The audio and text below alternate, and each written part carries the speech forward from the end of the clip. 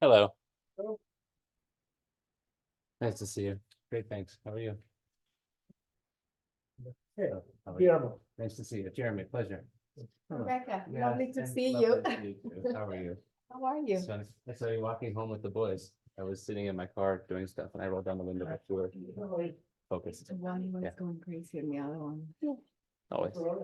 So, Oh, okay. well, just thanks for coming in person. Of course. Yeah.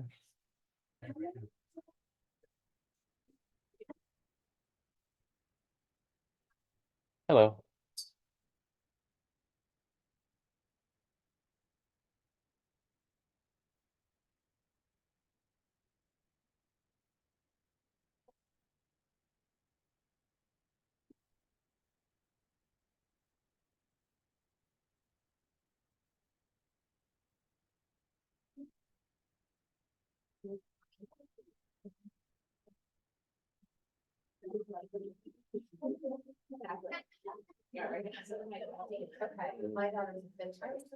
Okay, how much one?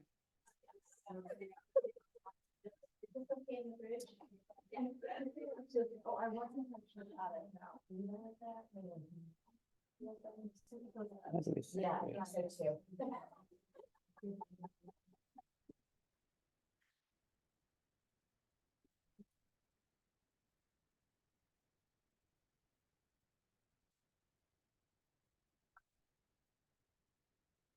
Today happened, and I thought, I do you see the daffodils? I know, like, okay, I'm done.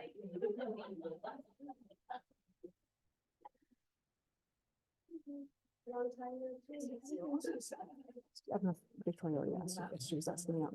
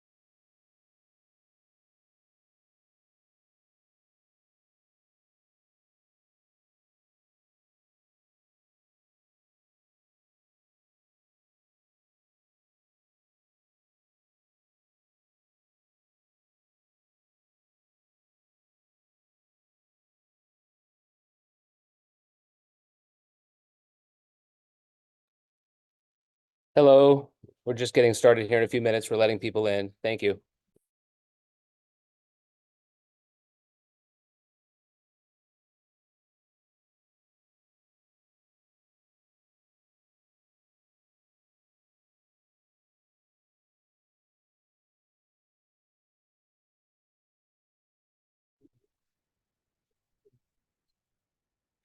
So how did we figure, where is the camera? So the camera's here. The camera's on your. Yes, computer. it's on my computer. So we're, Better. doing that. Okay, so if Yeah. I want to say hello to folks like this. Yeah, stand here. Okay, Are Yes. are we We're, live? we're recording. We're Okay. live. Great. Yeah. Hi, everybody. I'm Kate Julian. I am the PTA VP for academic enrichment and have also been organizing a series of parent talks this year to help parents as we try to make our way through the very challenging time that we find ourselves in. And one of the topics that I have had the most requests for help with involves digital parenting. Some of you joined us in January for a talk by Dr. Adam Pletter, who had been recommended to us by Mr. Wiebe. And I'm very pleased that we're now able to follow up with another talk by Jeremy Joseph. Jeremy is a local father who a couple of years ago really dismayed by the lack of conversation about these important issues, gave a talk at his own kid's school, and it was so well received that it became sort of a sensation, I think it's fair to say, on the DC area PTA talk circuit. Yeah. I'm very And, big on that. and so he's now addressed a couple of dozen schools, I want to say. something like- Almost 2 dozen now. almost Yeah. 2 dozen schools, connected with many, many families. And we started hearing about him from a couple of mental health professionals in our community who had encountered his talk and heard about it from parents. And when I spoke to Jeremy last month, I knew that we just had to have him come and talk. So I really hope that this can be just one more stop in an ongoing conversation. We will circulate the recording of this after the event, and we hope to find ways to connect people from different grades who want to sort of continue the conversation with other parents from that grade level. With that, I'll leave it Great. to you, Jeremy. Thanks so much. Thanks for the invitation. I really appreciate it. Hello, I'm Jeremy Joseph. What? Yeah, so that's exactly what I was going to check. I'm going to double check that I'm recording, and I am. And is it possible for you? This is the first hybrid talk I've done, and so it's like tapping your head and rubbing your stomach and bouncing. If you're able to monitor the chat, Victoria, and people, I think, should be able to come off mute and ask questions as they go as well. Hello, welcome. Thanks for being here in person. It's a pleasure to be here. As Kate said, my name is Jeremy Joseph. I'm a parent, DC and Maryland parent. I'm a coworker here of Rebecca. So if I screw this up, you can, wonder what I do for my day job. And so, and like Kate said, I started doing this via word of mouth, and it's sort of snowballed, and I've been invited back almost 2 dozen times. I've talked to probably 700 families at this point, and created I think my goal is in each of these settings to try to start a conversation for the community to then continue the conversation. That's really the goal of what we're trying to do here, because Kate said digital parenting. This is a conversation around smartphones and social media. In reality, it's a conversation around parenting. There is sadly sort of no easy button. There is no parental control. There is no switch you can flip to solve the problems that are being foisted upon us by our tech overlords now. And so the goal here is to think about childhood and parenting and what kind of community you all want to create for your kids here, and how to drive that forward and how to start that conversation. A couple of housekeeping notes. Y'all should ask questions, as many questions as you want, including off the chat. Happy to sort of do this as interactively as possible. This is your time. Of all the schools I presented to, I always present for free. This is something I do because I think it's really important. It's sort of my give back. I charge one private school though, so don't tell them. That was a while ago. So you all will have a copy of the presentation. There's a lot of stuff on the slides, in addition to the recording. So the presentation I made to be both a talk track and also a little bit of a guide for parents to come back to as their kids get older. And there's a bunch of hyperlinks and things like that in there. And we'll get going. So this slide here, this is kids today. This is youth today. maybe not for the kids in elementary school, but certainly very close to it. And that's what we're trying to fundamentally avoid: kids alone in their rooms or alone in groups on phones, having sort of fake interactions with each other rather than what the kids really need to interact with one another. I'm letting people in here as we go. This is the joke slide, because handing a 10-year-old a smartphone feels typical today, but you'd never hand your kids the key to the car and say, pick up people along the way, it doesn't matter who, and let me know when you get there, right? It's just, it's the concept around norms and what is normal today with respect to cars versus what's normal with respect to other technology. As I was talking to Kate early on, what's really important for me to emphasize is this is not a negative talk about smartphones or social media as bad necessarily. Certainly, there's a question around what's age appropriate. But it's not a screed against the tech platforms. They're doing what they do, right? They're trying to maximize their profit, and they're operating on an unregulated space, and so it's not against them either. And this is definitely not about being a good or a bad parent. Parents have, and we'll come to another slide that talks a bit more about this, but we've been thrown to the wolves, right? And we've been subjected to a very new technology that didn't have any norms around it, didn't have any rules of the road. And parents individually are figuring out what to do with their families. And the result of that is ever younger adoption of smartphones and lack of rules and norms. And so the meta point to this talk is, how do we create rules and norms as a community? How do you create them as a community? Because no one else is doing it for you. And there are for sure positive things about phones, in particular, doing things with on screens together, doing things as a family. There's lots of ways to incorporate that and to have conversations around the phones. It's the lack of the theory of harm, and a big part of my presentation will be, what's the theory of harm? What are the theories of harms? How are the problems occurring? What are the solutions individually as families, and what are the solutions as communities? And that's really segues into what this presentation is about, which is raising thriving, happy kids. I think that's sort of everyone's goal, and we're all sort of searching and struggling for what the solution is to raise thriving, happy kids.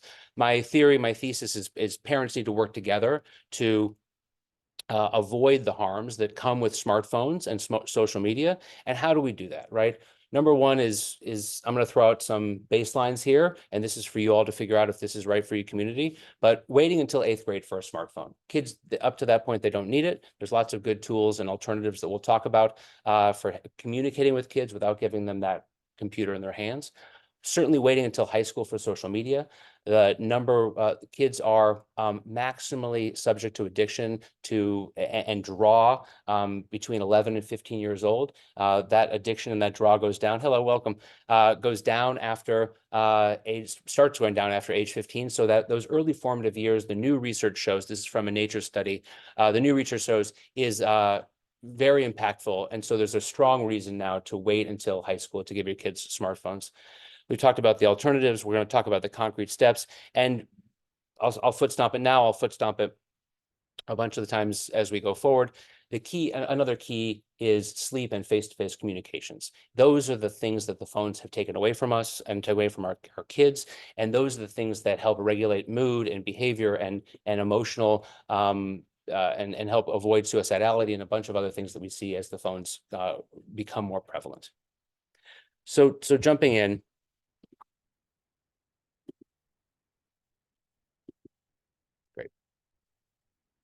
Pulling on this thread a little bit more, right? What do kids need to thrive? Face-to-face social interactions, lots of sleep, unstructured physical play, figuring things out for each other. This is something that schools and parents have taken away from kids in an effort to make them safe, but in reality, it harms them in ways that are very pernicious. But parents today don't have they have the memory of our childhood when we were running around and doing things like these great 80s movies show. And this, Goonies and The Breakfast Club. Breakfast Club is a movie that wouldn't exist if phones were there today, right? Because everybody would be on their phone, and they wouldn't be talking, they wouldn't be engaging with each other, and they wouldn't be trying, funny things in the bathroom. And we worry about that. But in reality, the bigger risk is in the phones and what happens when they're not out running around. And what else do kids need? And I should source this. So my wife is a neuropsychologist at Georgetown. Part of the conversation for why I started doing this was we had conversations with other parents, and when my kids were in 4th and 5th grade. I'm sorry, I should give you a little bit of background. I came into this as I'm a law and technology policy lawyer. So and before that I was I've worked in the administration, in the Obama administration. And before that, I was in the Marine Corps. And I saw a problem and I talked to other parents. I said, sort of why are parents having struggling with this issue? What's their framework for that? And I went and looked online and tried to find concrete presentations that helped parents in their own right, understand the issues and make decisions on their own. And I couldn't find anything that was comprehensive and not crazy scaremongering or really focused on one thing or another, or completely bought off by the common sense media is totally bought off by the technology lobby. And they say, well, it depends. In reality, the new science shows that it doesn't depend. The waiting is better, but there wasn't anything out there that was concrete enough for me. So I made my own. My wife's back to where I was saying, my wife's a neuropsychologist at Georgetown. And so we have lots of conversations around what's the psychology, what's the best research that underpins what it takes to make happy, healthy, thriving kids. And a lot of this all this presentation is based on absolutely like the sort of like the middle of where the research is. I'm not sort of cherry picking from things, but a lot of this around how kids can be happy is in addition to what I was saying, doing things in groups and having an outward focus and having stress in the real world, not stress on the screen. The biggest problem with things like Instagram and TikTok is kids are very focused on what they see in front of them. That helps them figure out and think about how they feel all the time. They're trying to present. And so it's a very inward focus. And childhood shouldn't be an inward focus on how I feel. It should be, where am I in the community? How do I fit in? How can I be out there and playing? And so these are examples of what kids need. And as we've talked about, what do the phones take away? All of that, right? It's the alternative is kids alone together, essentially. So taking a little bit of a step back here, I'll tell you a story about what happened over the last 20 years or so, and then we'll talk about a few.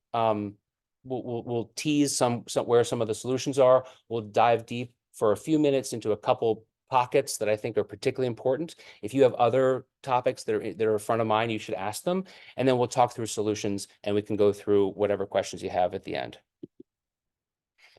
So this is a story of sort of how we got here, right? Here's the bigger picture. Over the last 10, 15 years, smartphone adoption among kids went up and up and up, and younger and younger and younger. And so over the years, you see the number of 8-year-olds with smartphones doubles and then triples, right? And as that happens, and the touchstone for this moment is about 2012. That's when phones become very popular. That's when they invent the like button, and social media takes on sort of algorithmically driven process. Phones are becoming part of kids' lives, and they're losing substantial amounts of sleep every night, and that has a knock-on impact. In addition, there's this safetyism culture, and kids are both on their phones, and everyone's worried about their kids showing up on a milk carton. So they say, stay home, stay on the phone, play a video game, stay home. That's okay. We think that's the safer place. And so that trend's been going on for a while, for sure. And it's hard for any of us to remember what our childhood was like or before. But this trend of kids who don't meet up with their friends and kids who are alone and don't hang out face to face was dropping for a long time, and then took a real nosedive as phones became more prevalent. And as a result, loneliness, right after the phones become prevalent, go up substantially, right? It doubles after 2012. And what is the impact of that on child and teen mental health? It goes, teen depression skyrockets, right? So today, and this data is post-pandemic, and the pandemic had some effect, but it only just amplified what was already happening. 3 out of 5 teen girls feel persistently hopeless or sad in 2021. That's an increase of about 60% from a decade earlier. And girls that have had one depressive episode nearly double in the past year. The rate of depression among and sad and hopelessness among boys is going up as well. This is probably the first time to flag social media hits boys and girls differently. It hits them at different time. It influences them in different ways. Girls are drawn to largely the TikToks and the Instagram. It's much more visual, it's much more performative, and it's much more comparison and sort of social in nature. Boys are drawn to the video games, but also chat rooms and other things like that, also pornography, right? And so the way the people often ask me, well, what should I do about this topic or that topic? And we'll talk about a little bit. Some of it comes back to where's the risk. In this instance, boys and girls, the risk for things like Instagram, which is probably the biggest driver of teen mental health, is the biggest driver of difference between gender is things like Instagram. And so depression skyrockets, and if I can advance this, suicide and self-harm goes off the chart. This is just girls. The boys are it's less pronounced, but that's a similar pattern. Suicide and self-harm goes up 60%.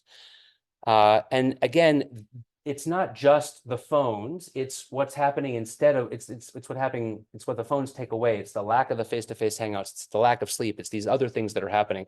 So the question of is the phone causing it or correlational, right? It's probably both. And there's research to show that it's both because it hits different people in different ways.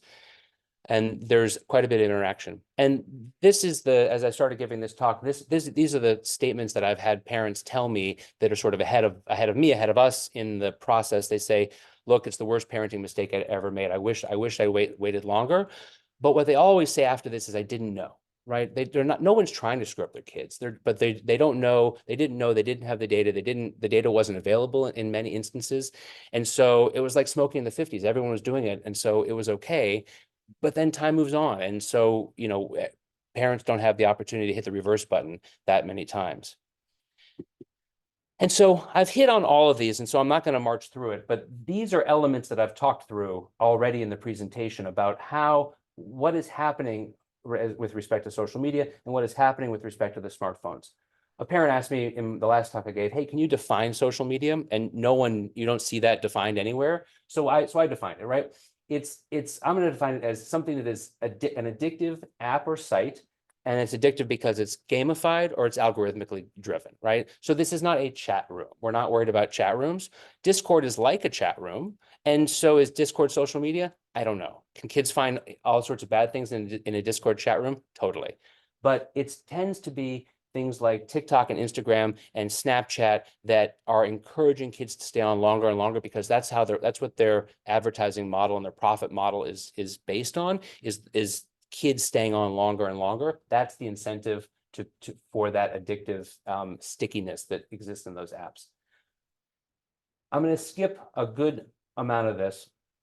A point that my wife always wants to make, she's the neuropsychologist again, is how social media and Instagram in particular, and Snapchat and other things where kids are not communicating directly, is if you're communicating with one another directly, you're able to sync up, your body rhythms sync up, your eyes sync up, you're laughing together, you're smiling together, your brain waves actually get into sync together. When you're on social media, you don't have that. It's asynchronous, and you don't have all of that sort of positive physical attribute and touch too. And so it's like the junk food of social media. So people are with social media is like junk food compared to actual in-person socializing. And we'll talk a little bit about that, but not too much more. And then we'll talk a little bit about the smartphones as well. The emphasis there is why these things are so pernicious together is it's 24/7 access, as we all know, in our pocket or really in our hand. And there's no default safety controls. This was the thing that struck me, that galvanized me to take some of my first steps when I asked a dad who was a very smart individual and a very prominent person, and he'd handed his 11-year-old a smartphone. And I said, well, what are you doing about porn or filtering or limiting what she's seeing? And his response was, she has to see it anyways. And I said, no, I'm sorry, like, she's 11. she doesn't have to see it. She might see it, but there's a difference between those two things. And it was that helplessness of a smart person. I attribute it to helplessness. I don't know how to solve the problem, so I'm just going to give in. That struck me as being particularly important to sort of hit on. And then we'll talk through a little bit about the other things like things that can happen on smartphones, like sexting and to some extent porn. Dangerous challenges like the choking challenge. Has anybody heard of the choking challenge? So the choking challenge, talk about scaring the daylights out of you. On TikTok, kids video themselves with a belt around their necks, hanging from something in the bathroom or whatever, and then they pass out and in theory lose consciousness and fall. The belt is supposed to release and they upload the video, right? So this is, of the challenges, this is probably one of the most shocking ones. A friend of mine from high school's son almost died as a result of this. She has no doors on her house anymore. She has doors on the outside, but inside she took the doors off his bedroom. She took the doors off his bathroom. She has no doors anywhere now because she was so worried about that. Social media is the avenue for kids to try to perform and to have these things, but that's a result of a camera and internet and some secrecy. We'll also talk about fentanyl for a second. Last plug here is when these things are combined individually, right? It's a problem for individuals. Individual kids are exposed to things like the choking challenge, or individual kids might buy medicine that they think is prescription drugs off Snapchat, but it turns out it's laden with fentanyl and they die. But when a community is on their phones and they're not interacting face to face, it's like colony collapse in bees, or when bleaching of coral. It kills the whole ecosystem, right? And so my daughter's in 8th grade. She has a phone. She waits for the bus. All the kids are on the phone. No one's talking to each other. I said, did you meet anybody? Did you talk to anybody at the bus stop today? No, can't talk to anybody. Can't even get eye contact with a person to strike up a conversation. That's like death among kids and their social needs. And so once that sort of goes off the cliff, it's hard to get it back. Okay.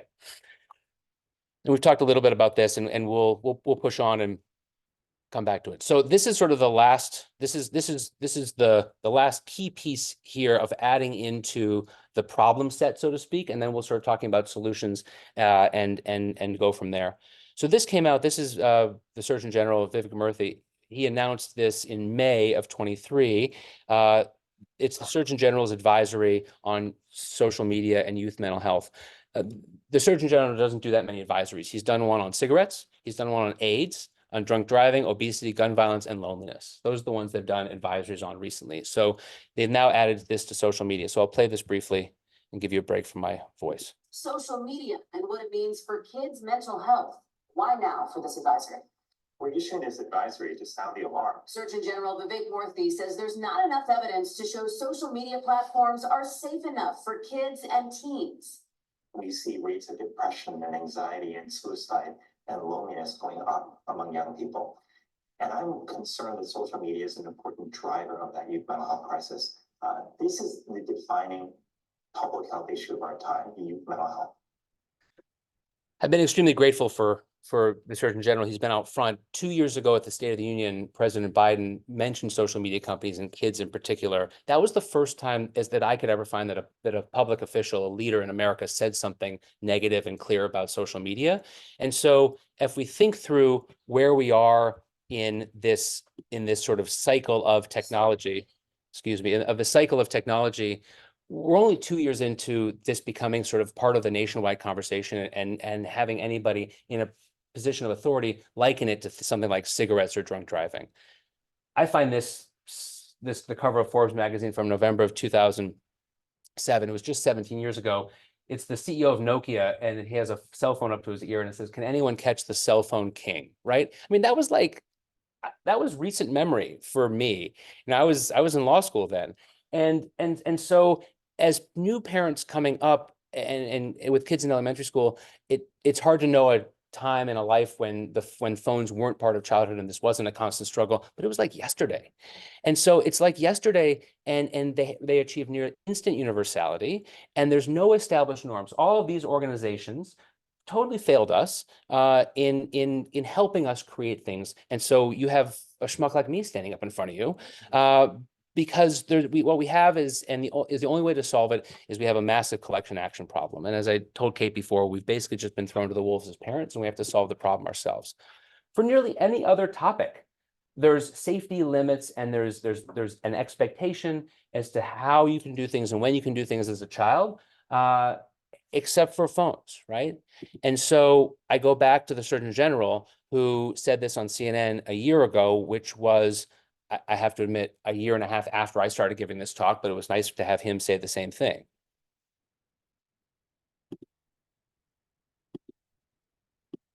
One thing that the parents can do, but they have to do this together, is to make a decision that they're going to band together and not allow their kids to use social media until an older age. As Senator Murphy was saying, if your child is the only one who's not using social media, but everybody else in their school is, it's a really tough position for your child to be in. But if parents can band together and say, you know, as a group, we're not going to allow our kids to use social media until 16 or 17 or 18 or whatever the ages they choose, that's a much more, effective strategy, making sure your kids don't get exposed to harm early. But then the question becomes how, right? How do we do that?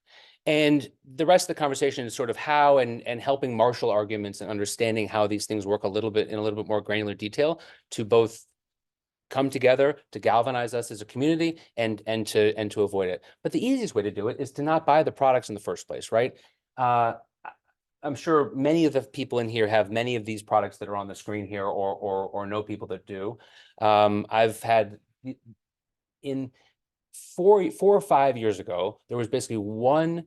You could get your kid a flip phone, or you could get your kid the Verizon Gizmo watch, and that was basically it. The Apple Watches were super expensive, and there was no other way. So parents were stuck giving their kids phones, and the parental controls at that point were trash, even worse than they are now.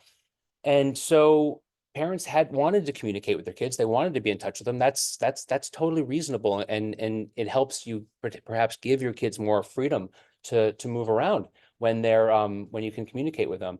But they didn't have alternatives. So these are relatively new-ish to market alternatives that don't allow social media, but they do allow things like texting and voice calling and a few other things. My family has gone through a bunch of Gabb phones and watches. They're great. Anybody else have any of these with any experience? We went from a watch, then my daughter had a Gabb phone, and then she moved to a pinwheel phone, which I'm a huge fan of. Okay, pinwheel, great. To add sometimes like that. Yeah. Generally functional, still distracting. Yeah. By 8th grade, we gave her an iPhone. Yeah. So we felt like she built up to that. And in the meantime, she did have the ability to connect with people and chats and those things. Good part of phones, right? Socially. Absolutely. And so what Kate said was she gave her child a I think we had a Gabb watch and then a Gabb phone. And then a pinwheel. yeah, and a couple of different, just letting somebody in, a couple of different versions. We did the same. My daughter's now in 8th grade. She has an iPhone. She can't add any apps without permission. And it's been a total non-issue, right? The other thing we had that's very useful is in our kitchen, we have a iMac and it faces out, the screen faces out. And she could do blue text messaging on that thing when she was younger, and group chats and Google and GChat and Gmail and stuff. But it always faced out into the common area. And that was a very positive way to sort of limit without saying, what are you doing? What are you doing? What are you doing all the time?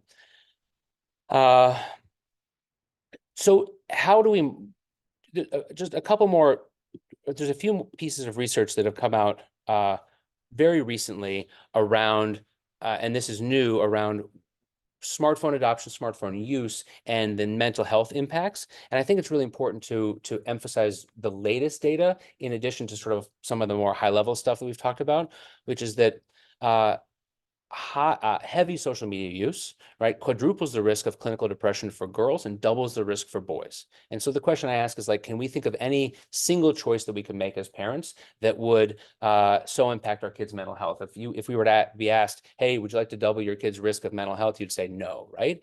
And so this is very robust data and a very robust finding. the more time they spend on social media, the worse it is. And in part, that's because it displaces sleep and face-to-face interaction, and in part because the algorithms have this negative feedback loop.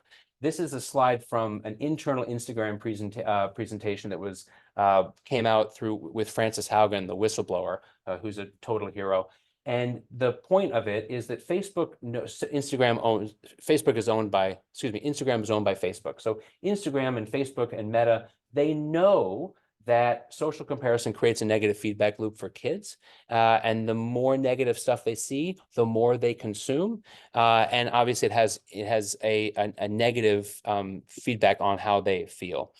This was, if anybody gets the morning, this was data that just came out morning from the New York Times. This was data that just came out a few weeks ago, maybe 2 weeks ago, which shows that over a huge sample size, the earlier kids got access to iPhones, smartphones, not necessarily social media, but smartphones.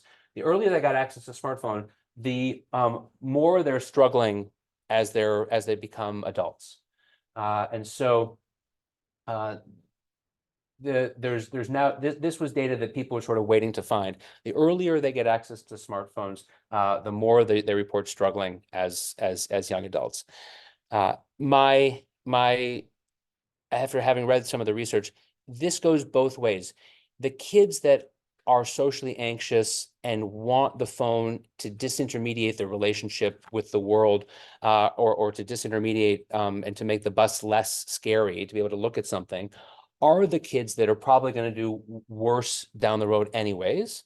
But the phones probably elevate and accelerate that decline because it enables them to check out socially. And for boys, the issue is the video games. Lots of boys play video games. It's to the extent that they use them socially, that's probably good. To the extent they use them to check out of the world and sort of become non-humans anymore, which happens to a small chunk of folks, that's a negative outcome, obviously. And they've done recently randomized controlled trials where they've created 2 groups, and one group had continued access to their phones, and one group had their phones taken away or their social media taken away. And they report back a week later. For the control group, they felt about the same. For the although there's an interesting finding there, for the experimental group, they all said they felt dramatically better on literally every measure of life satisfaction when they didn't have social media for a week. So the kids are happier without it, even if they don't know they are necessarily or not. And it was things like happiness and life satisfaction, but also loneliness decreased, depression decreased, anxiety decreased, boredom increased, which ended up giving kids the opportunity to get out in the world and do different things. What's interesting and this is less applicable to perhaps elementary school kids, but to the extent you have middle schoolers or high schoolers, the control group also showed a little bit of benefit as well, because they were much more thoughtful about how they knew they were part of a study, and they were much more thoughtful about how they were using social media. And that thoughtfulness alone seemed to have some protection. They reflected as they were using it on how it was making them feel. And so there was some actually protective benefit there too. There's good evidence to show, skip this here in the interest of time. There's good evidence to show not great evidence, but there's anecdotal information out there that talks about how tech people, tech bros, don't let their kids use the products that they create. Mark Zuckerberg, when his daughter was born a couple of years ago, wrote this long, treatly letter to her about what he wanted for her, and none of it talked about having a big social media following. None of it talked about having her be an influencer, right? It was like, go out and smell the flowers and do all this stuff. And there's a bunch of other tech people that don't let their kids use this stuff as well. One of the key components for how to talk to kids about social media is to help explain the profit motive of the companies behind them. There's really good research to show, that when kids understand that they are not the product or the customer, but they are when they understand that they're not the customer, but they are in fact the product as a user, they are the ones being marketed to for the profit motive of a company because they're being served up advertising to, that alone helps kids think through how this free technology is sort of affecting them and how they're being used and manipulated. There's very good research out there to show that. And so the co-creator of Facebook said, how do we consume the design goal of Facebook was, how do we consume as much time and conscious attention as possible? And some parents will have asked, and they've said, well, doesn't my child need to learn how to deal with this as they come on board and as they grow up in life? And there's sort of two answers to that. One is kids age 9 to 15, 20, maybe 47, they don't have the brain capacity and the developmental strength to resist these algorithms, because there's an army of Silicon Valley, so there's an army of psychologists out in Silicon Valley that are doing, their only job is to keep kids on there longer and longer and longer. And so it's just not a fair fight. And so giving kids the technology without some controls around it at a minimum is just setting them up for failure.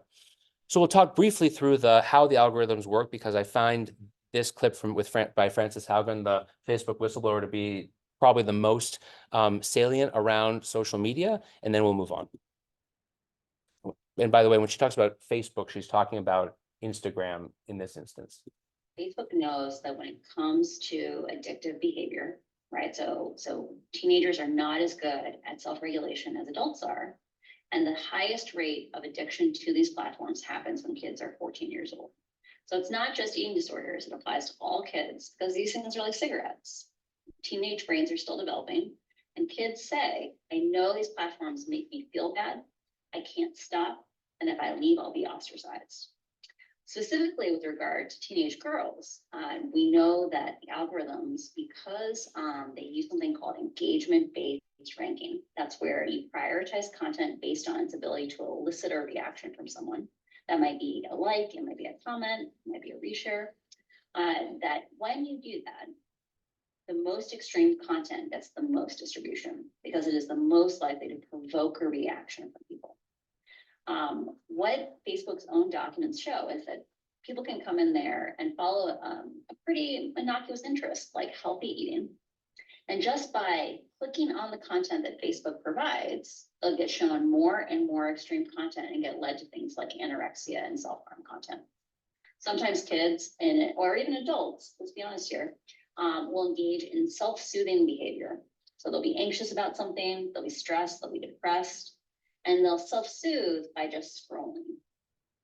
And unfortunately, when kids are feeling anxious or depressed because of the content on Facebook, having a coping mechanism of consuming more content, dissociating it a little bit, isn't constructive. And it just leads kids further and further down these rabbit holes, and sometimes leads to things like self-harm or even suicide. So we could talk at great length, and we won't, about rabbit holing and how the algorithms work and how the algorithms pull kids who don't have strong sense of self in their own right yet. Many of them don't, some of them do, pulls them off into extremes and into fringes and exposes them to things and normalizes things that are out there in the fringes that that we know as adults are not typical and are not normal, whether it's political stuff or misogyny or bizarre sexual things and fetishes that become normal. The list goes on. Eating disorders is probably the biggest example. We can come back and talk about this if people want to, but my goal here is to land the plane talking briefly around some of the challenges around phones in particular and the harms that come with them, and then focus on solutions and then get to your questions. So we know, and if we don't know, we should know, we know now that without our intentional action, and this is a phone, this is also a tablet, this is also the computer at grandma's house, it doesn't really matter, it's the internet, right? A child can access any content on the internet, can create any number of accounts that they want to. In theory, the legal age for being on social media is 13. That's in reality the legal age for a company to market to a person. There is no sort of legal age at all. And as we all know, there's absolutely no enforcement of this whatsoever. And so kids at any age can create as many accounts as they want to. They can tell you that they have one account when in reality they have 4 or 5, and this is very common. And And any stranger or criminal in the world has now a direct link to your child.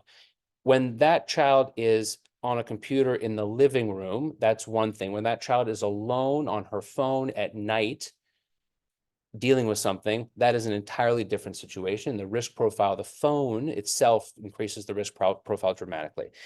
And because we can't really fundamentally see what they're doing. And this is sort of a menu of things that we can talk about now or at any point, but these are all topics that scare the pants off me. The one we talked about, the challenges in particular, fentanyl is the other one that is, I think, the most frightening for me. And it was something that I was talking about 2 years ago, and nobody had really heard about it at that point, and now it's much more common. But the director of the DEA, Ann Milgram, who used to be the Attorney General of New Jersey, said that kids don't have to, the most dangerous place in the world is on a smartphone, is what she said. Kids don't have to go to the corner to buy drugs anymore. Anyone with a smartphone in their hand has a drug dealer with them. And frankly, sorry, we can come back to this list if folks have it, because I know sexting is a relevant topic among elementary schools now, or sending around porn clips or whatever, is that this is the scariest thing for me is fentanyl. So kids are feeling depressed. They have some anxiety. They go on Snapchat or TikTok or Instagram, the three pathways typically, and they Google Oxy, or they don't Google it. They search for Oxy or Percocet or Xanax, and it's delivered to their house by a drug dealer, and they think they're buying medicine. What they don't realize, because they're knuckleheads, is that you don't get medicine from Snapchat, you get it from CVS. And the pills are made by the cartels to look exactly like the medicine that they see mom and dad taking, right? And today, 60% of the pills sold on social media have fatal amounts of fentanyl.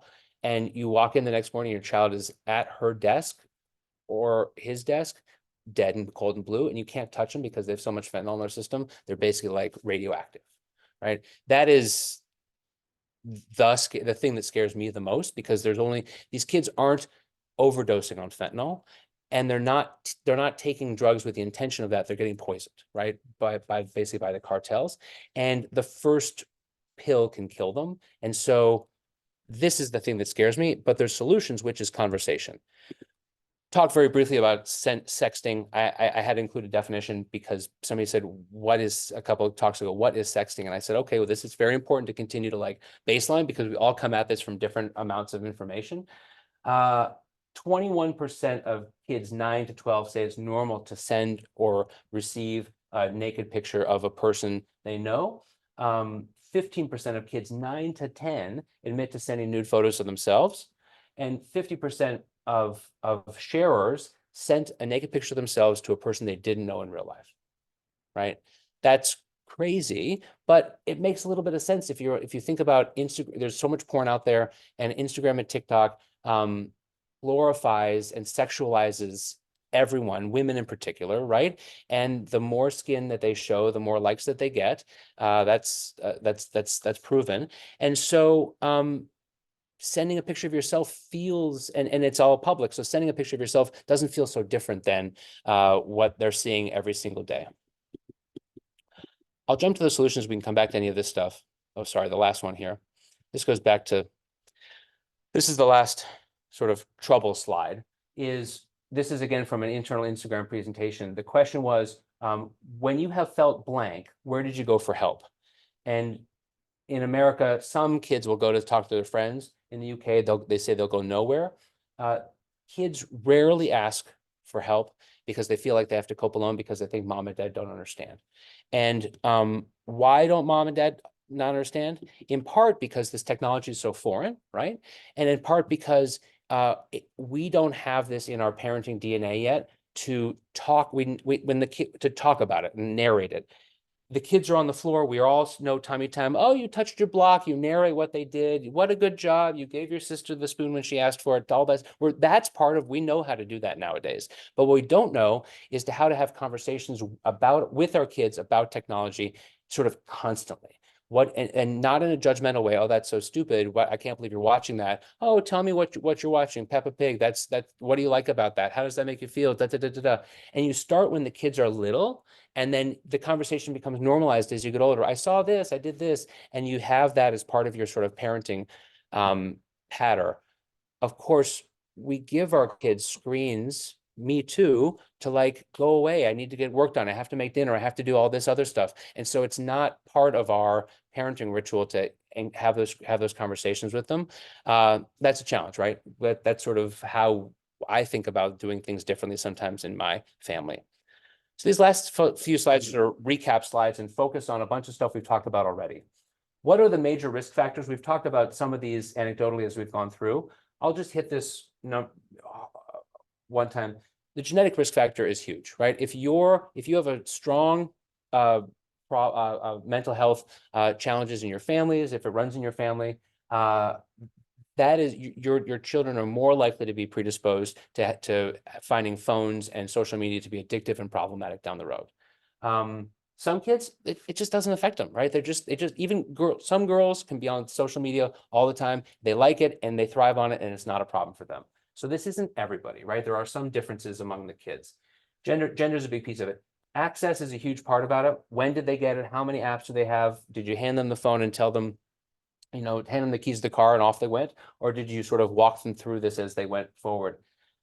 Time, as we talked about, and age is another big factor. And then and then location, right? And I'll hit this again, but behind closed doors, alone in the bedroom at night, those are all the things, the universal no-nos for how to raise tech smart kids. And then what are the major protective factors, right? So first of all, here, doing what we're doing, listening to this and being part and taking action as a community, authoritative parenting is key. We have to be in charge to some extent. That's a little bit of a controversial thing to say nowadays, but the kids want the phones, the kids want this, that, and the other. They can't have it, but now we have more reasons to explain to them why they can't have it, right? And they may not like that, but they need us to be those authority figures for them. I'll talk through a few of these other things as well, and you can come back to that.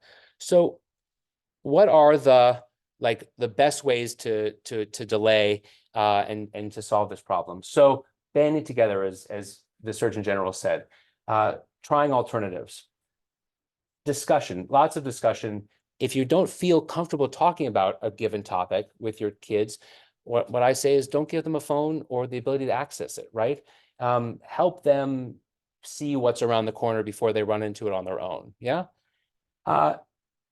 Creating family technology plans and talking through these things and having understandings. This is what you can do, this is what you can't do, and this is why. Those conversations, having those early and often. And then there's a bunch of technology solutions that we can talk through at some point, but you'll have this deck to look at. There's ways to block porn on your home network for every user on the home network. Make sure every user on the home network wants porn blocked. I've had more than one person call me and say, "Excuse me, is there any way to get around this?" I said, "No, it actually works really well." And so it'll also speed up your Wi-Fi. So I can provide that a link in that. It's a little technical, but it's really worthwhile. I now don't have to worry about this at home much at all with my kids, just sort of scrolling through the internet. If your kids are older, there's solutions to how to think about dialing back together with the friends of the parents of your kids' friends. But it all comes back to, if you feel like your older kids are too far along and too far down this path, even starting conversations now will bring dramatic benefits down the road. And there's a lot of stuff on there, and you all can look at that. So I'll end the conversation with sort of 5 best practices to adopt this week. There's a lot of text on here, but the key here is this is to ask open-ended questions to your kids about the technology they're using or seeing. And it's phrased like, "I'd like to learn more about," or "Could you teach me about?" And meet them where they are and listen, understand, and don't judge, don't respond. Just ask follow-up questions. The only goal is just to create a dialogue and an understanding. There's a fair amount of sort of sample questions here that folks can use to lead those conversations. Number 2 is Bark. Bark is the one sort of true technology solution that I do recommend that costs money. I don't get any money for it. But what Bark is, it's like a digital neighborhood watch. So you can sign up your kids' Gmail accounts and iCloud accounts and text message accounts. And when they get phones or iPads, you can add those to them as well to be monitored. The beautiful thing about this is you don't have to scroll through your kids' text messages and see 800 fart jokes. All you can do is it just gives you alerts about what they're talking about that becomes an issue. So it gives you alerts for suicidality, it gives you alerts for swearing, it gives you alerts for bullying, gives you alerts for porn and sexting and other things like that. What's so great about this is it allows you to engage with your kid and say, hey, how's, and this is something that happened in my family. My daughter came back from a summer camp a couple years ago, and the chat went from great and fun to really quite toxic quite quickly. And I got a bunch of alerts on my phone, and I said, hey, how are your friends from summer camp? And she said, it's not great. They're talking about this, that, and the other. I said, what's the solution you'd like to have for that? And it led to a conversation where she just left the chat, right? Because she was could sort of be done with them. And I knew about it, and she knew I had it, but it gave me the opportunity to sort of engage at the right moment with sort of the right amount of seriousness.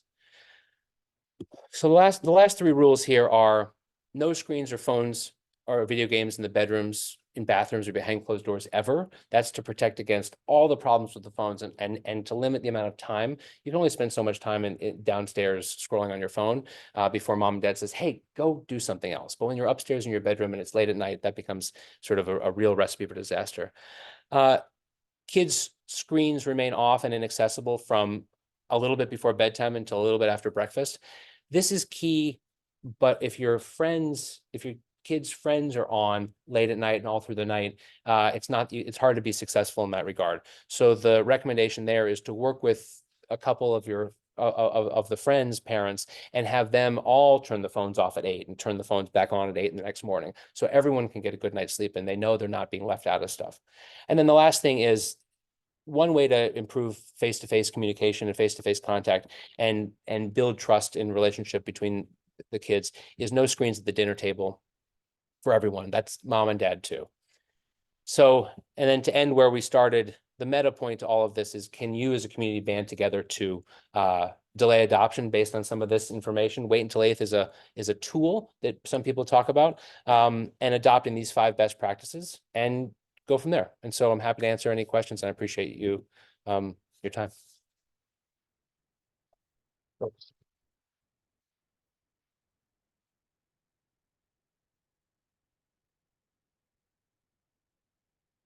We should encourage people in the chat to feel free. Absolutely, yeah. And so if you're out there in chat land, please, I can figure out how to pull up the chat. Hello, hi. Just wondering what your thoughts are on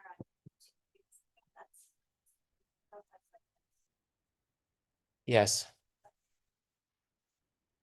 Right. Yeah, so the question is around YouTube. YouTube is social media in the sense that it's algorithmically driven. It's for sure ad-based, and so the profit motives are the same. Google has done a better job than most at turning down the algorithm, and it's much less prone to rabbit holing than things like TikTok and Instagram.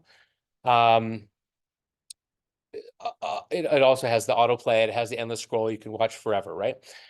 So it's the sort of thing that doesn't move my needle that much as a general matter. The question that I come back to is, how much time are kids spending on it, and what is your ability to see what they've watched on some particular channel? Bark is very useful as a tool because it will monitor all the YouTube videos your kids watch, and it'll alert you to things that are sort of, false positives. But if your child is watching 10 videos about healthy eating, then you have a moment to sort of like step in before it becomes a problem. So so the answer is it's okay. It is social media. It is algorithmically driven. Time and content monitoring, I think, are the tools that I would use, and that are the tools that I use in my family to keep tabs on it. Please. You mentioned number 5, no screens for anyone at the table. I mean, I think it's hard to tell your kids one thing is, and we're guilty of this too. Totally. Like, we're also dealing with Totally. trying not to use technology as much. Are Yeah. there other small steps that you found successful in modeling this positive. Yeah, so, yeah, so this is a checklist of how to think about the issue, right? Do a self-inventory. What example am I setting for my kids? Who was I talking? Was I talking to you the other day about how the kids use every time we stop at the light, the kids say you check your phone? Yeah.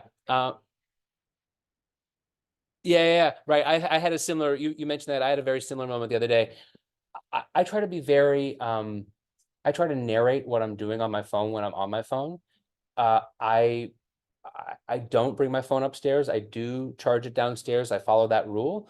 I'm sorry if I'm not responsive to work things, as a result. So I model that. Sometimes we'll be doing something together and I'll pull my phone out and I'll say, oh, you asked me for the next Wings of Fire book series. I'm going to buy it on Amazon. Let me do that now. Or we play Wordle. My kids and I play Wordle on my phone all the time. And so, we do that together, and then I show them that we've done that. Let's not, and they say, oh, let's watch a Holderness Family video. No, we're not going to just like go from one thing to the next to the next. We're going to actually put it away. But the main thing I'll say to answer your question is, I do try to avoid using it. I do keep it in my pocket when I drive, and I do try to narrate what I'm doing on it to show them that I'm using it as a tool, not just like mindless activity. Hi. You know, in the schools, they use a lot more screens. A lot of screens. And, you know, how would you partner or recommend partnering with teachers and administration to work around that? So I remember, having an experience of not having screen time with my son, and then after first grade, we talked about all the things. Yeah. It is super frustrating, and I don't know what they use here. Some school districts get a bunch of Chromebooks for free. I wonder why. Yeah, right. So I wonder why they get a bunch of Chromebooks for free. It's not a surprise. So that has been a source of challenge.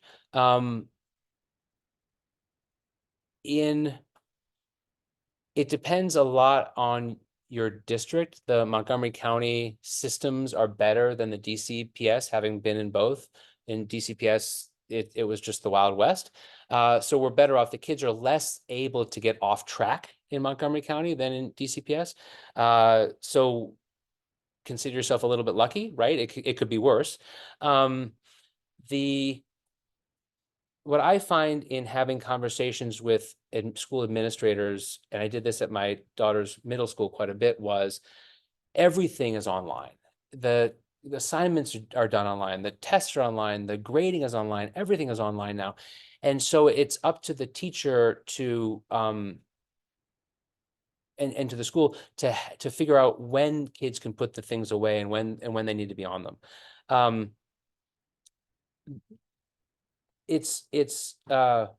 I think it goes in part and parcel with, and I don't know if it's a problem here, it's a problem at my daughter's elementary school, the safetyism around the playground. Don't run, the kids can't play tag, right? And so they'd much rather have them be on the screens than running around playing tag outside. And so I do think that there is and the last thing I'll say is, there's no curriculum for kids, and they do some digital citizenship. They give the common sense media stuff, which sort of touches on some of the issues, but isn't really dealing with like the issues that kids are facing today, and how to think about social media. So I do think that there's great opportunities to partner with principals that are motivated to do it, to sort of create expectations as a community around how much screen time is appropriate, how much, but maybe even baselining first, how much time are the kids actually on the screen? How much time is the right amount of time, and what guidance is given there? So when your kids come home and they say they were on the screen for 3 hours, you can say, whoa, that's more than the principal said should happen. And then helping parents and helping principals and teachers understand that maybe some of the behavior pieces, they're on the screens because they can't sit still otherwise, because they don't have enough recess, enough outdoor time, and enough time to sort of like work in groups and do things. And that's some of the more meta stuff that we've lost, I think, in communities, that is almost impossible to get back as families. Yep, Rebecca. So following up on this idea of like involving the school and having a motivated principal, my kids have come home and talked to me about, what they're able to, like, how excited they are about being able to have the system in the school, being able to go around stuff, and I'm like, Totally. so I'm not with them, and I'm like, oh my God, okay, let's talk more. But is there a possibility for you to talk one about this idea of blocking our own homes, but also what can we recommend to a school as far as blocking? Yeah. The type of stuff that Sebastian comes, came back to, I was like, okay, that's at school. Wow. Yeah. So I don't know what they're using in middle school. They're using Lightspeed. I don't know what they're using here in elementary school to block. Go Guardian. Go Guardian. Okay. Yeah. Budget item on topic block for next year, so that's worth advocating, 'cause I think it's. That is worth advocating for. Yeah. Go That's right. Go Guardian. Exactly right. So I got nothing for you because it's the problem is the schools are still, it's still the 1950s with no books, right? And they don't think that if they put the technology in front of the kids, but they're not thinking about how to lock it down and safeguard it and use it appropriately. We've dealt with the same issues. What I found was I did end up lightly interrogating my kids when they would talk about so-and-so was doing this and so-and-so was doing that. And it turned out that kids were uploading Tor browsers to their devices and surfing the dark web while they were in school. That's a news story, right? Like news channel, whatever, would be interested in that. Suggest working that up through the acting superintendent and seeing if anybody cares. That happened in DC. I couldn't get anybody to care. I couldn't get the council to care. I couldn't get the news to care. Couldn't get anybody to care. I mean, I do think that the specific issue is for anybody who has kids who are near middle school advocating as a parent of an eighth grader at Westland. They can say she feels that the environment in classes where teachers use this tool called Go Guardian that allows them to see what kids have on their screens, the environment in those classes is better than it is in classes that don't have that level of oversight. I think, there are a bunch of ways that this should be regarded as an issue. It's everybody's problem. Common Sense Media, to its credit, did a report last year about that involved a really big survey of teenagers on issues related to porn. And the percentage of people who in class have had to watch porn on somebody else's screen. Oh my gosh. Is tremendous. So I think it's an issue. I think it's just a basic comfort and safety issue, and that we should really present it as such as parents. On the question of sort of advocating with schools, and while we're on middle school, just very briefly, I know that doesn't apply to everybody here. I know it's been a constant struggle at Westland for teachers to get kids off their phones, and that they have no phones during the day rule, and that it's honored more in the breach than in the observance. I talked to Ms. Serena, who's the principal there recently, and she said that she would love to have assistance from the parent community in getting these things called Yonder pouches, which can be used to get phones so that they can't be used during the day. One of the things she said that I thought kind of was surprising and really interesting to me was that the sort of thing that she was most concerned about with regard to phones at school wasn't just the hell that it creates for teachers, which is substantial, right? But the extent to which she sees it being directly related to the increasing inability of kids to cope. And she said, basically, I have kids who are like texting their parents 10 times a day, and they literally can't think themselves through a problem. And it seems to me that that's a thing that we don't necessarily talk about with this question, sort of when do we want our kids to get smartphones? I want to sort of throw it out there as an additional consideration. That on the one hand, like, yes, we want our kids to be able to contact us so that they can be more independent now in the world, but there's a line there. And it's up to us to say, you have to solve your own problems. There's kids are growing up now, both very fast and not at all, in this sort of bizarre dichotomy. There was a child that made it to a local college and didn't like sauce on her food, but didn't know how to order food with no sauce at the dining hall because her parents did it for her whole life. And she dropped out because she couldn't literally come up with the words to say that. Kate, you said something that struck me. Pile Middle School largely has solved the phone problem, so you may want to talk to Principal Nardi. They don't have yonder pouches, they just have very strict enforcement. And the phones are just taken. The middle school in DC, Hardy, it was a disaster last year, and this year the principal brought in yonder pouches. What it brought down more than anything was fighting. There were fights all the time, but if there's no one to video it, then there's no point in fighting. Yeah.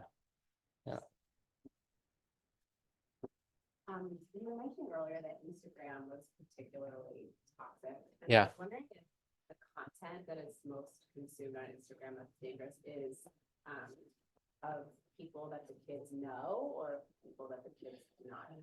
Influencers or friends? It's sorry, I'll pull this up real quick. It's a little of both, but it goes back to that negative feedback loop situation. But I'll just show this real quick. Is the data, this data shows that it's that self-comparison.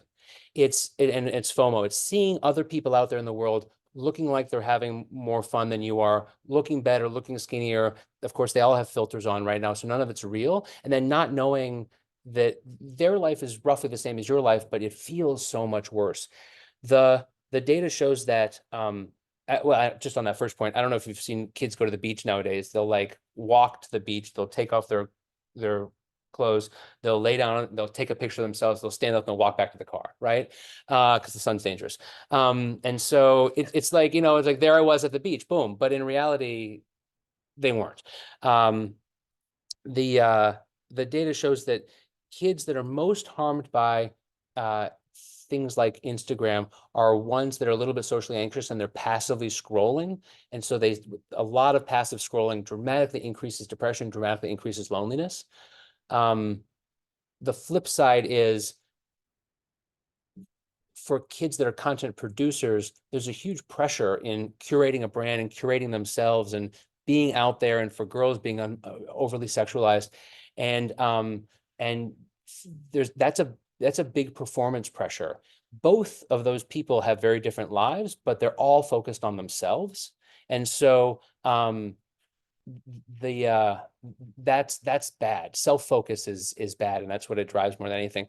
And then on this video, she talks about how the filters are unbelievably powerful. And I'll just show you. So this is her with a filter, and that's her without a filter, right? And she talks about how women come in and people come in and they see the pictures of themselves that she takes, and they're like, oh my God, I can't believe how ugly I am, because they only see themselves through the filter all the time. That's tough. So those are the three things I'd say. You had a question as well? That how for elementary school, there's also like a hyper, like most common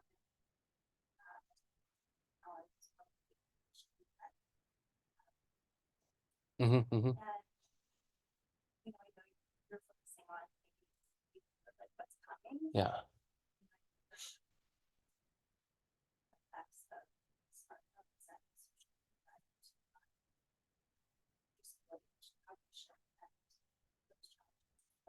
Like around attention span or around, yeah. There's some data that shows, but it's not with the elementary school set, about how phone use and consumption decreases everything from attention span to GPA, and now it's causing physical tics. I don't know if you've seen that research. TikTok is giving girls like literally like Tourette's, and sort of viral sickness. Yeah, so I haven't come across much around the ADHD connection in the elementary school set, but clearly that's part of it. One just quick note on that, sort of following up on your question about YouTube, is I do think that one huge change in the past few years that the research doesn't really reflect yet because it's so recent is the switch from YouTube to YouTube Shorts and from Instagram to Instagram Reels, in terms of what younger kids in middle school and young adolescent kids are consuming primarily. So these things are much shorter. They're much more aggressive in terms of fast cuts and stuff like that. And I know anecdotally from parents that people are commenting that their kids' ability to focus on something as long as a TV show, let alone a movie, has really fallen off over that same period of time. So I think that is a set of issues that is specific to not maybe the YouTube that you and I consume. Yep. but YouTube That 10 or 11, 12-year-old consumes. And the other thing that I wanted to add on that is that. Thank you. Yeah, appreciate it.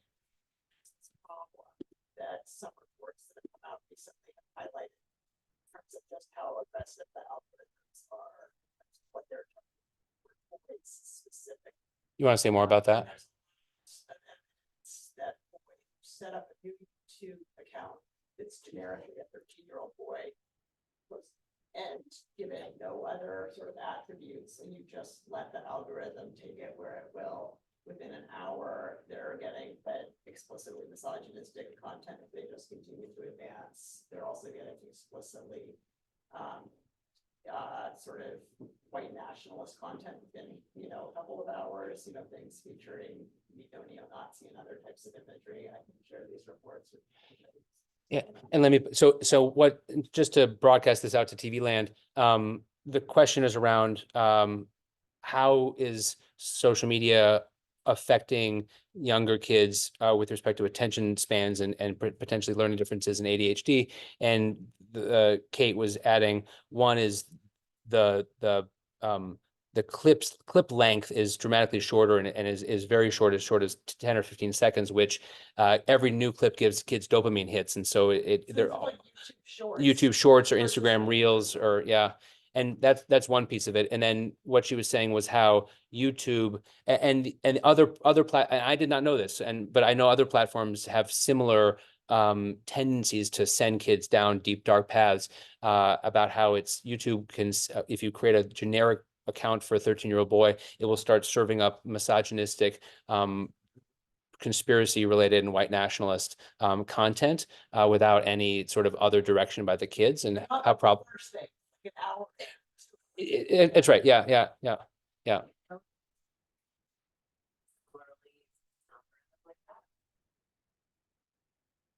I think YouTube's kids is different. I think there are some issues there as well, but I don't think that is something I would be as worried about there. I think you can toggle between YouTube and YouTube by using it, so it's like you can start on YouTube kids and then stuff.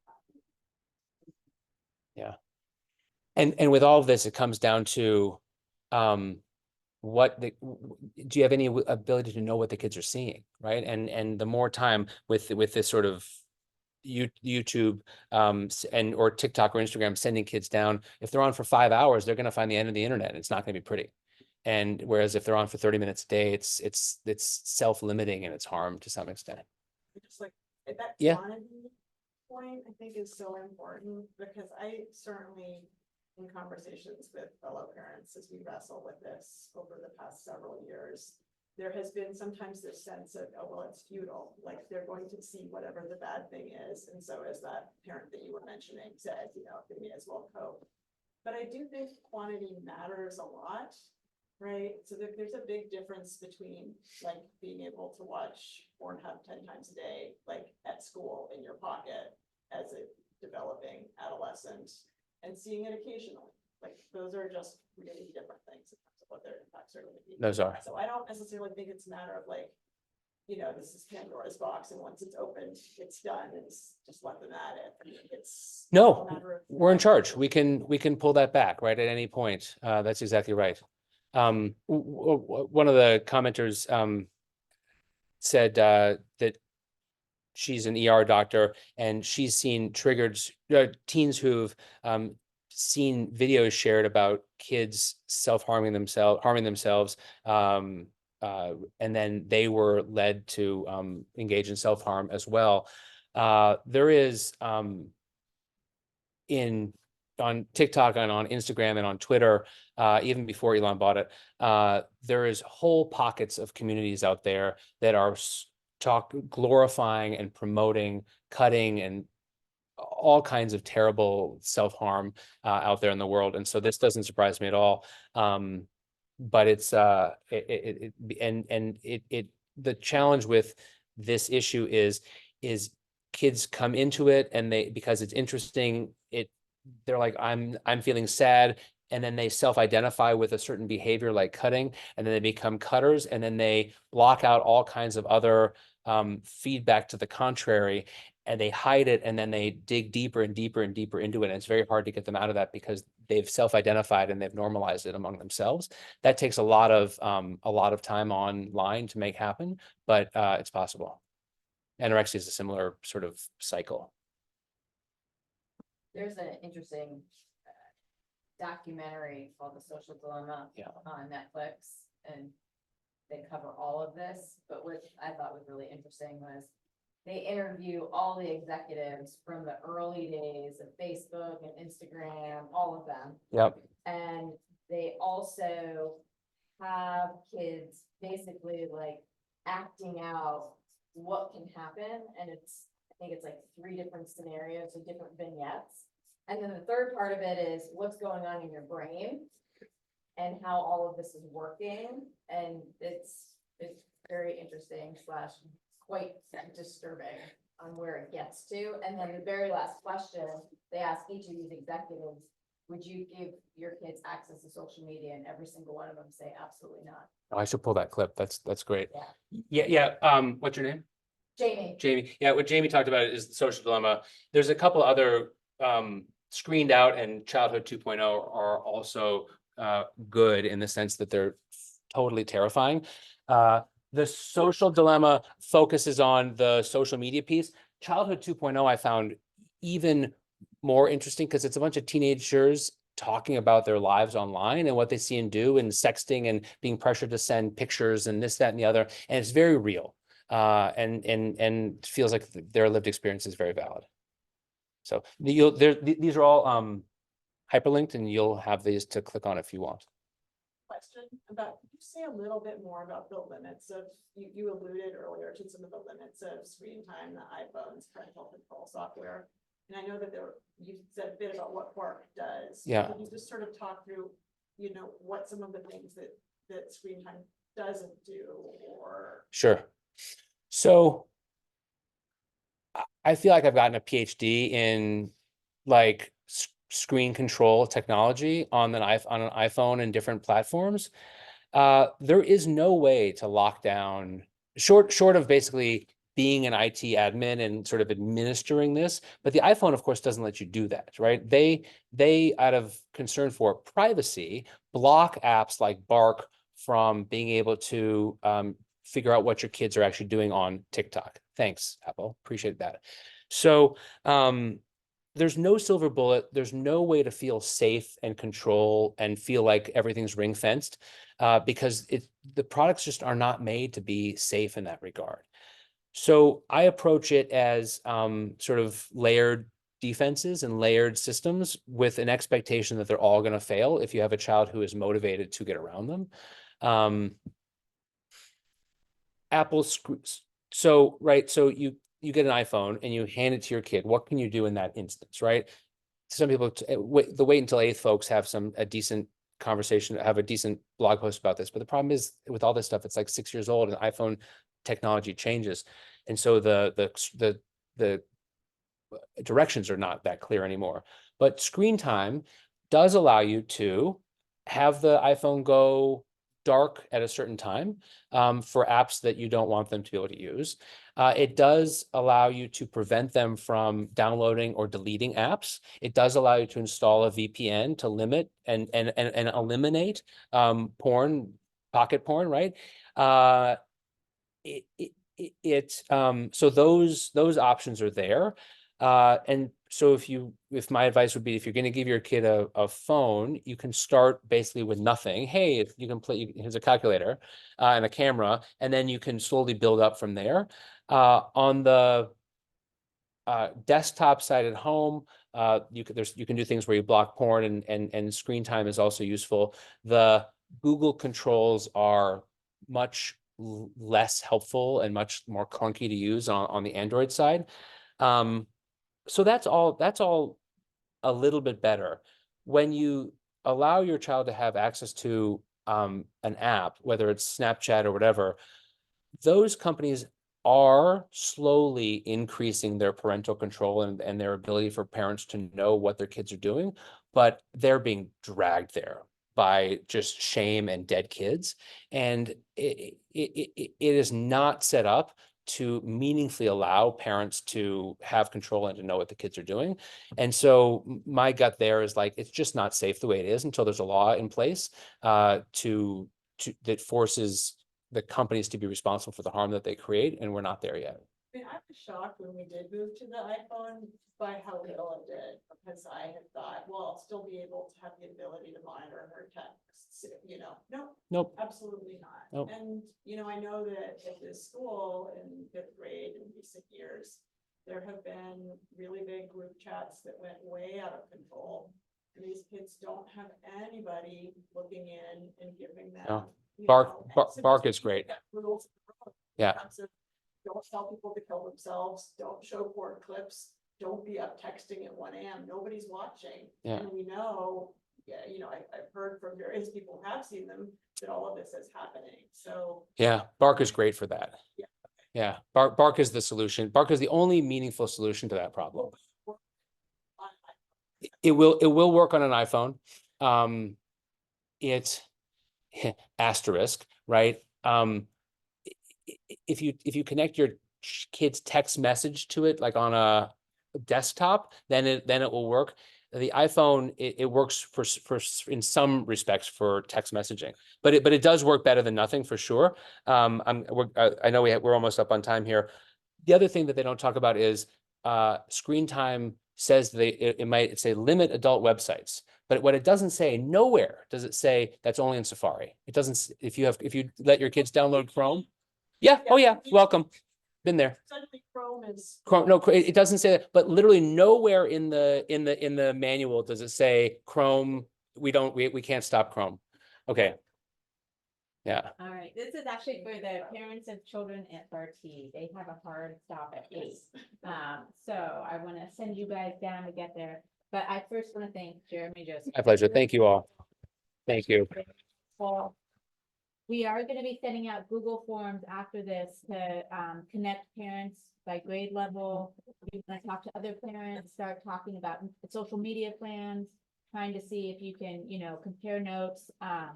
And, you know, get the conversation started, because I know that from my own experience, there's safety in numbers when, you know, I know my kids are going to a house where there's no screens that are just going to be unlimited.